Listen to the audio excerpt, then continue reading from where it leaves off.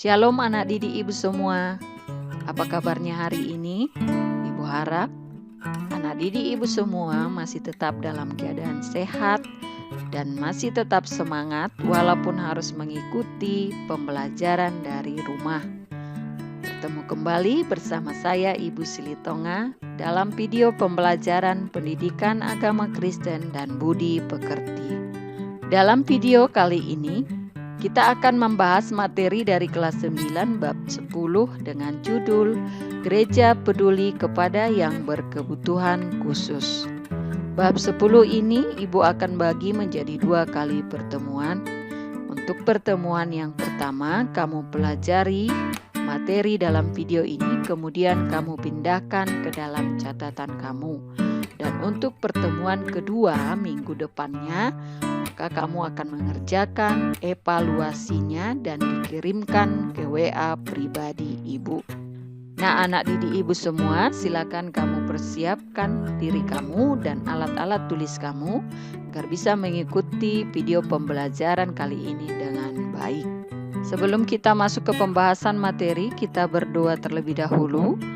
Marilah kita berdoa. Allah Bapa kami yang bertata dalam kerajaan surga, terima kasih Bapa buat cinta kasih Tuhan yang kami rasakan hingga pada saat ini. Dan Tuhan Yesus, pada saat ini kami akan memulai pembelajaran kami melalui video pembelajaran ini. Kiranya Tuhan Yesus Engkau berkenan, Engkau memberkati anak didik kami Tuhan Yesus yang belajar dari rumah.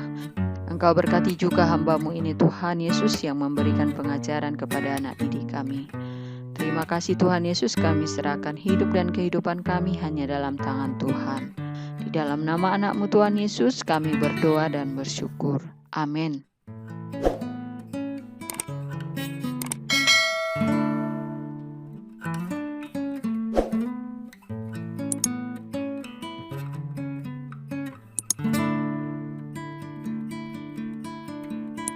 Yang menjadi bahan Alkitab kita untuk materi kita kali ini itu dari Lukas 14 ayat 12 sampai 14, kemudian Yohanes 5 ayat 1 sampai 3, dan Yohanes 11 ayat 4.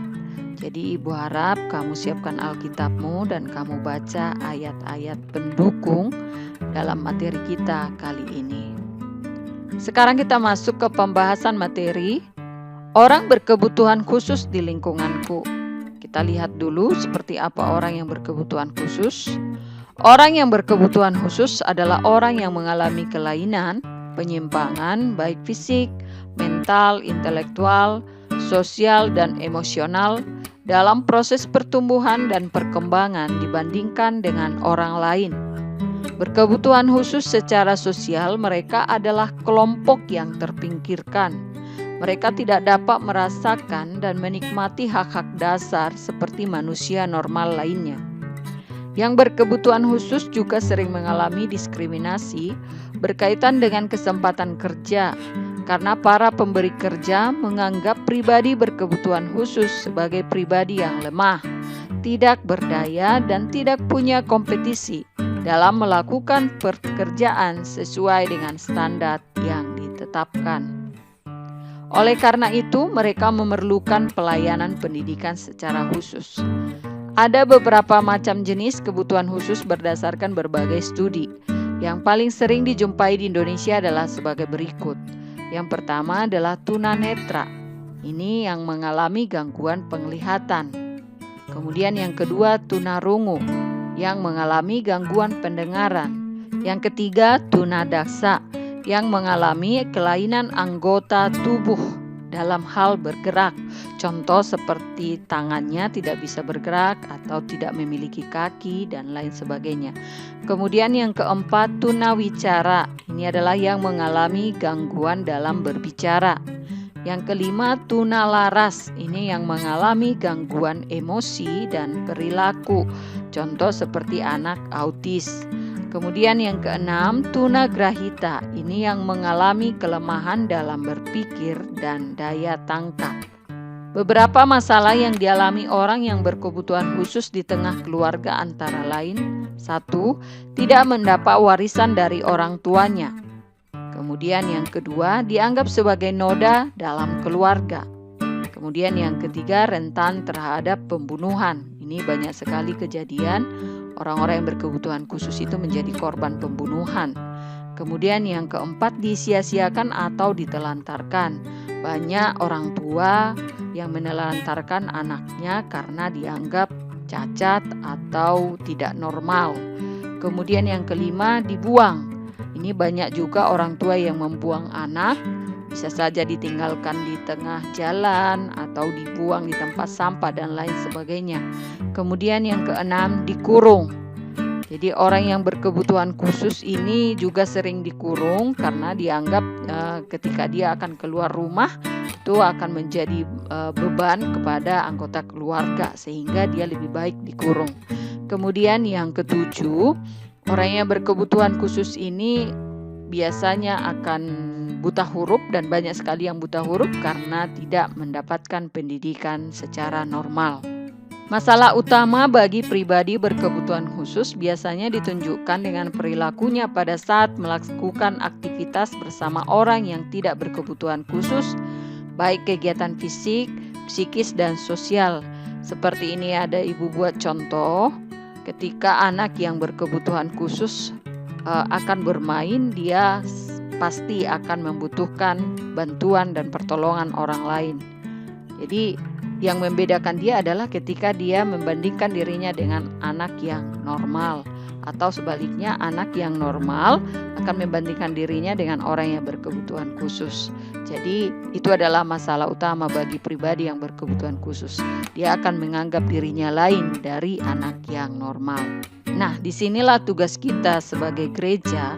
Bagaimana kita mendekatkan diri kepada orang yang berkebutuhan khusus, bagaimana agar mereka bisa menerima keadaan dirinya dan bisa berbaur secara normal dengan orang-orang di lingkungan sekitarnya. Berdasarkan hasil penelitian Longcart dan Cowans tahun 2007 menunjukkan orang yang berkebutuhan khusus sering menjadi mudah marah, kaku, sensitif, dan kadang-kadang tidak dapat memaafkan orang lain. Apa yang bisa kita lakukan dalam situasi ini? Apa yang bisa kita perbuat sebagai gereja menghadapi orang-orang yang berkebutuhan khusus? Orang yang berkebutuhan khusus untuk mendapatkan hak pendidikan dan pengajaran, diharapkan kita dapat memberikan dorongan agar mereka tidak ragu-ragu mengungkapkan kebutuhannya dan kesulitannya kepada orang di sekitarnya. Itulah tugas kita sebagai gereja. Tuhan Yesus solider pada orang dengan kebutuhan khusus. Nah, kita akan menjadikan Tuhan Yesus sebagai patokan dan teladan kita bagaimana Yesus memperlakukan orang yang berkebutuhan khusus. Pada zaman Tuhan Yesus, budaya Yahudi sering meminggirkan, mendiskriminasi, bahkan seringkali hanya menghargai hukum secara formalitas saja. Menurut pandangan Yahudi, orang yang berkebutuhan khusus dianggap orang berdosa yang dikategorikan dalam dua kelompok.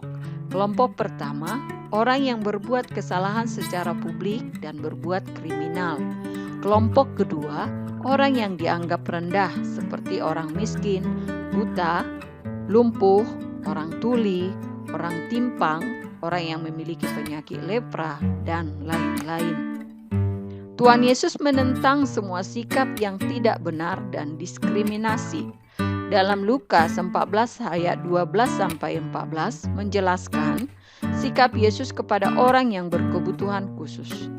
Tuhan Yesus menghargai dan mengasihi yang berkebutuhan khusus.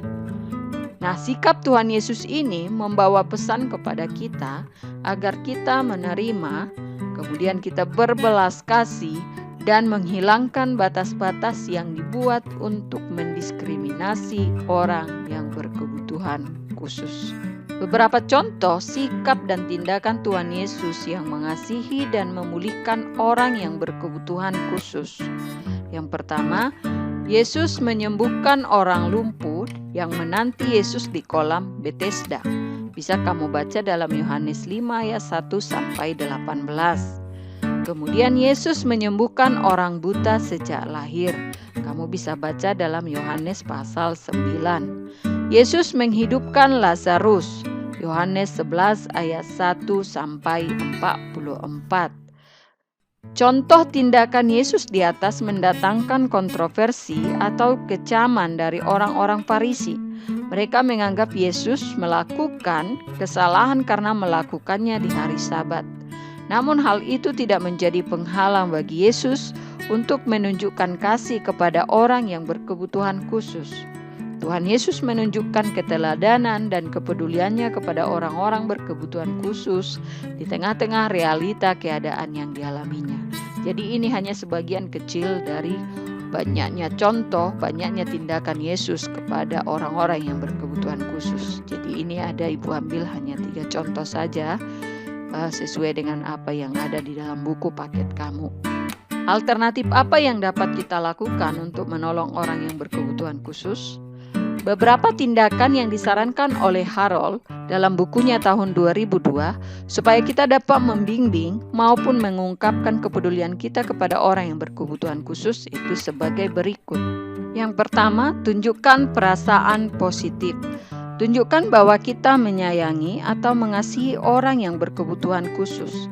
Kita dapat mengekspresikan perasaan kasih sayang kita secara alami kepada mereka.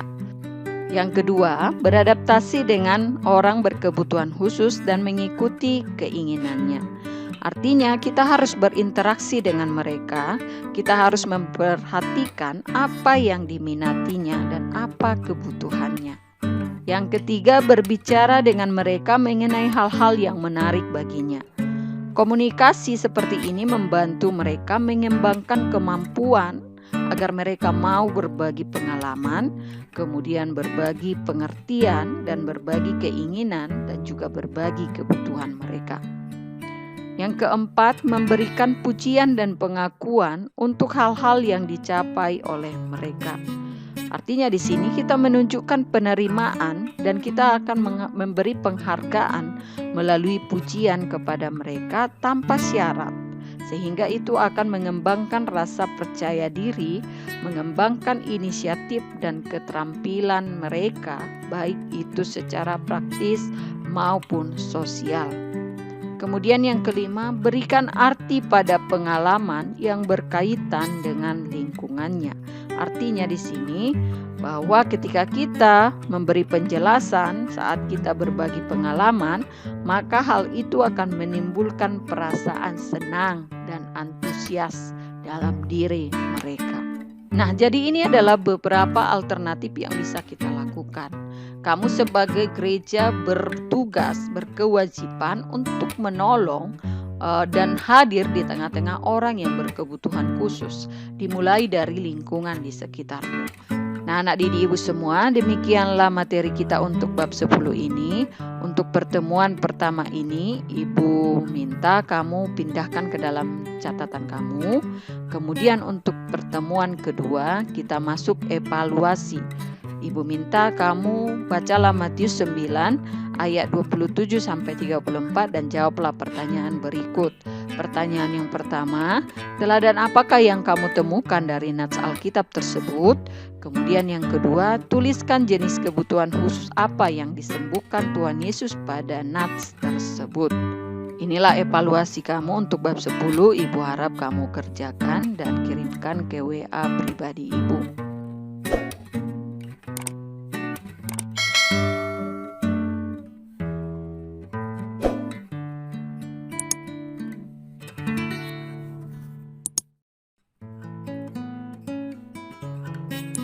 Demikianlah video pembelajaran kita kali ini. Kita akan bertemu kembali dalam video pembelajaran berikutnya. Tuhan Yesus memberkati dan terima kasih. Shalom.